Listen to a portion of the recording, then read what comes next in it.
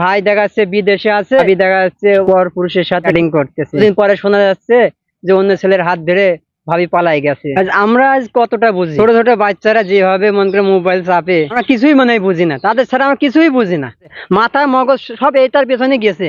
তারা লেখাপড়া করবে কিভাবে, লেখাপড়া শিখবে কিভাবে? বিড়ি সিগারেট গাঁজা মদ পেন্সিলি ইয়াবা সব কিছুই যত দিন দিন ধাপে ধাপে ছেলে মেয়ে বড় হইতেছে গোস্তর ভিতরে যাচ্ছে।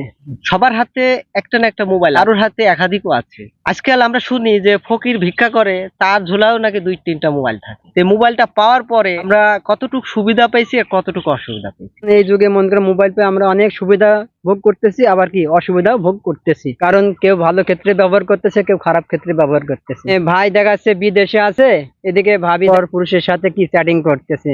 দুদিন পরে শোনা যাচ্ছে যে অন্য ছেলের হাত ধরে ভাবি পালাই গেছে। প্রবাসীর ভাইরা তো বিদেশে গেছে, কাজকর্ম করতেছে, অনেক কষ্ট পরিশ্রম করে।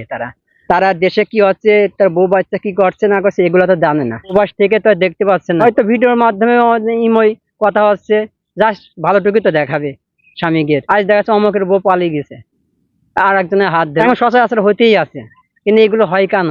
কারণ এটা একমাত্র সমস্যা আছে মোবাইল। আগের কালের মতন হয়তো যে একটা চিঠি আজ লিখলাম 2 দিন 3 দিন পরে যাই পৌঁছাইলো, সেই সিস্টেমটা তো এখন নাই। মোবাইল আসার পরে মনে করেন যে এই সমস্ত অঘটন ঘটতে আছে একের পর এক। আজ আমরা আজ কতটা বুঝি, আজ ছোট ছোট বাচ্চারা যেভাবে মন করে মোবাইল চাপে, আমরা কিছুই মনে হয় বুঝি না। তাদের ছাড়া আমরা কিছুই বুঝি না।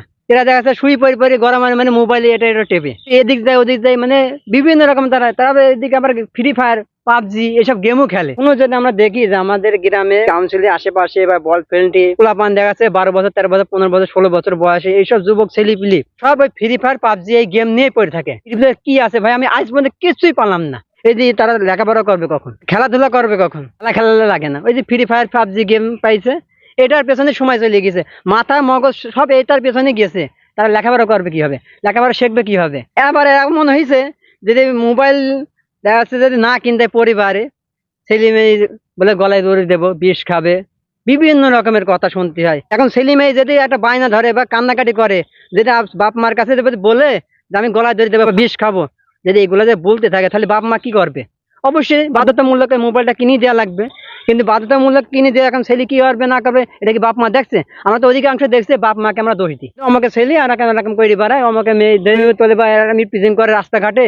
আর ছেলে মেয়ে কোনো সময় মা বাপের কাছে বড় হয় না, আজীবন ছোটই থাকে। ছোটবেলা থেকে যদি ছেলে মেয়েকে যদি বুঝি শুনি বেঁধে টাইট কন্ট্রোলে রাখে বাবা মা, তাহলে এগুলো সমস্যা হয় না। এই যে এখন আমি কথাটা বলতেছি, কিন্তু আমি কিন্তু বাবা মারই দোষ দিতেছি। আপনি খেয়াল করে দেখছেন, ছেলে মেয়ে সকালবেলা ভাত পানি খাই, টিফিন মেডি দিই, বই মই দিই, ব্যাগে ঘাড়ে করে ছেলে মেয়েকে স্কুলে পাঠিয়ে দিই। কিন্তু স্কুলে পাঠিয়ে দিয়ে ওখানে যাই ছেলে মেয়ে কি লেখাপড়া করছে না কি করছে এটা কি আমরা জানি? দেখুন, আমাদের কর্তব্য ছিল কি সাথে করে নিয়ে যাবো স্কুলে, আবার স্কুল থেকে ফেরার সময় সাথে করে নিয়ে আসবো। তাহলে এটা হলে কিছুটা হলেও আমাদের কি আয়ত্তে থাকবে।